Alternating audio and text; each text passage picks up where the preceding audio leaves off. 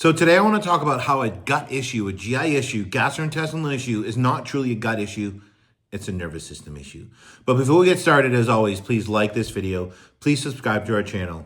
And if you want to learn more about our approach to the gut, how to support the cephalic phase of digestion, and our approach using circadian biology, food, fueling window, and so forth to support gut motility, go to the description, click the link called the Gut Reset. We have a 90-minute mini course that you can download today to get you started to learn our methodology, right, that we've used with people all over the world for the past 15 years that have helped people heal their gut issue, no matter what it is: SIBO, gastritis, diverticulitis, bloating, gas, constipation, diarrhea, GERD, etc., with no supplements and no labs.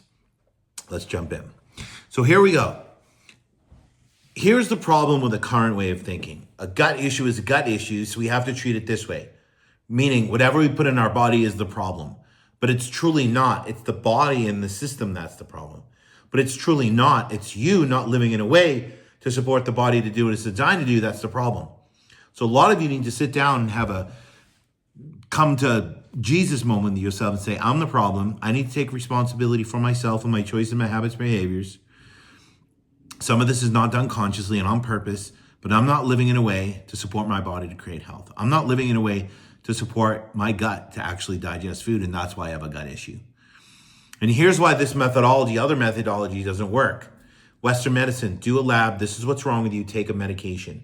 But you don't have to change. You can still be numb, disconnected, move a million miles an hour in the same environment that got you sick. Doesn't work. Secondly, functional medicine, naturopathic medicine, it's even worse than that. Now we create all these labs based off symptoms and problems to break down systems and segmentalize the body even more. Have you spend a lot of hard-earned money on these labs that cost these people not even close to as much to run through a company. $400 lab you pay for, they probably pay $50 for to process. To get supplements that are even more expensive that you have to be on forever to fix the problem. But here's the problem when you talk about the GI system. The GI system is driven by the autonomic nervous system. Digestion can only begin in a parasympathetic state. This doesn't mean being sympathetic is bad. But when we think about it, the parasympathetic nervous system is about digestion and more. It helps us stimulate salivary amylase, right? Open and close our sphincters in a lower esophageal and pyloric. Helps regulate the pH of the entire GI system. That's what allows gut motility, the movement, breakdown, absorption in food, and elimination through the GI system. Any GI issue is a motility issue. Any motility issue is a nervous system issue. And any nervous system issue is a circadian biology issue. That's why this is going to be a two-part series. We're going to talk about cephalic phase of digestion in the nervous system. Part 2 is how sunlight, how our fueling window and food is information to our system to allow our gut to actually repair every 2 to 5 days. Okay, so that's going to be part 2. So when we talk about the nervous system, the other part, sympathetic, you're riding a bike, you're running, you're at work, you're stressed. We need to be there, right? The body says, you're not digesting food. You're also not procreating. So I'm going to take that energy away right now that you don't need, kind of down-regulate you a little bit, bring that energy to the muscles, the eyes, the brain, so you can be hypervigilant, right? We need that. But we should be able to come back down to parasympathetic when we eat. The problem is we're moving a million miles an hour. We're multitasking mom, multitasking men. We're eating on the go, on the run. We're watching TV on our phone, running around, eating. We're not creating this environment for nutrition and digestion, among other things.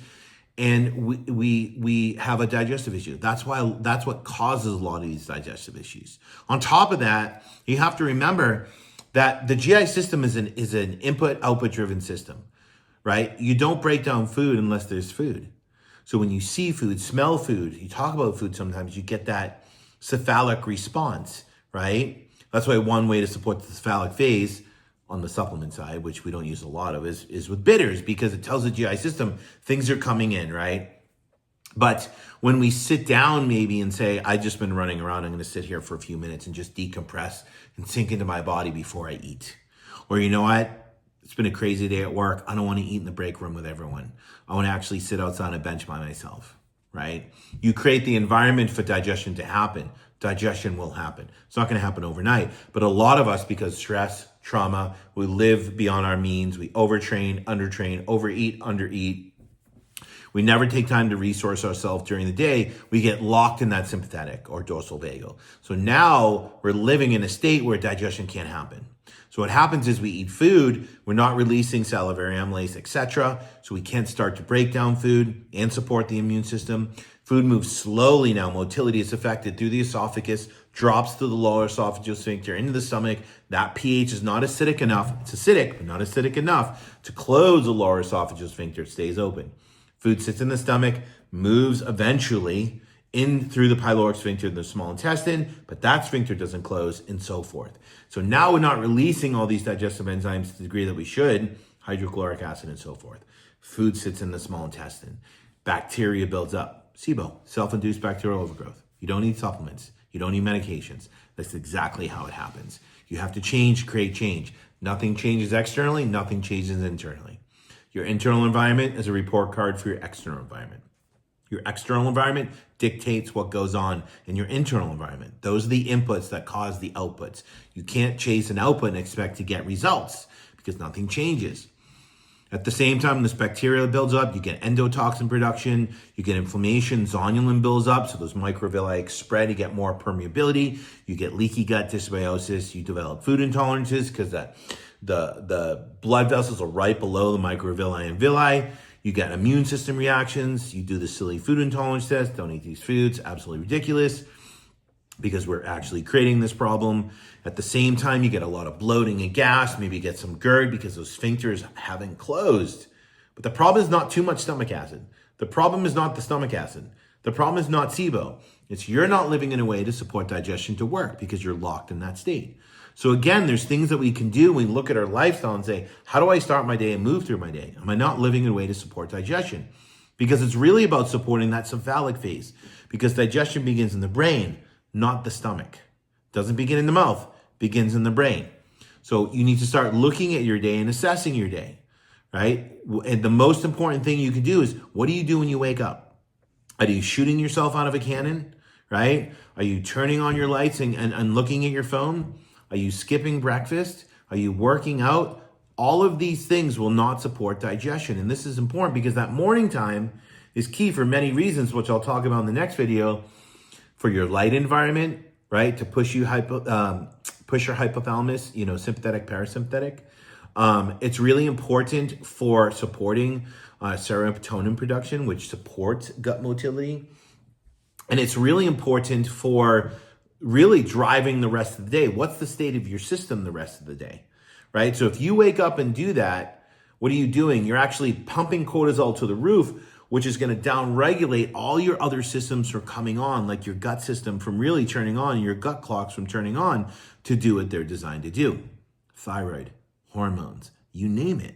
And at the same time, this morning routine doesn't allow your body to repair at night because you're pumping cortisol so high. It antagonizes melatonin at night, which drives you from pituitary cortisol to penile melatonin, which what does that do? That supports autophagy and cell apoptosis. And that's how the gut lining repairs every 2 to 5 days, which we'll talk about in the next video. So when it comes to the gut, we have to remember this. If you have a gut issue, you have an immune system issue. You have an emotional issue in a sense. You have a hormonal issue. Remember, all these things, a nervous system issue, these are different manifestations of the same unit. And if we don't regulate our environment, we don't change our habits and behaviors, we have to remember that these shape our biology.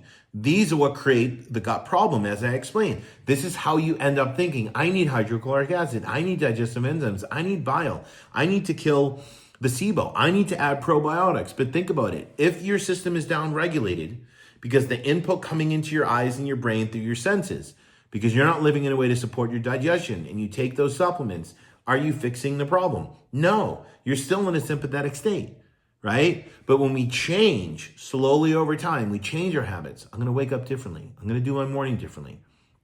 I'm going to eat outside instead of in the break room. I'm going to actually sit down and eat versus on the go. I'm going to maybe choose healthier foods, lighter foods. We usually see lighter foods work for people, depending on the season, of course. Like wet fruits, so like melons and papaya and mango and kiwi and berries. Cooked fruits like apples, pears, depending on the season. Whitefish, fatty fish, shellfish, organ meats, dairy, eggs, broth.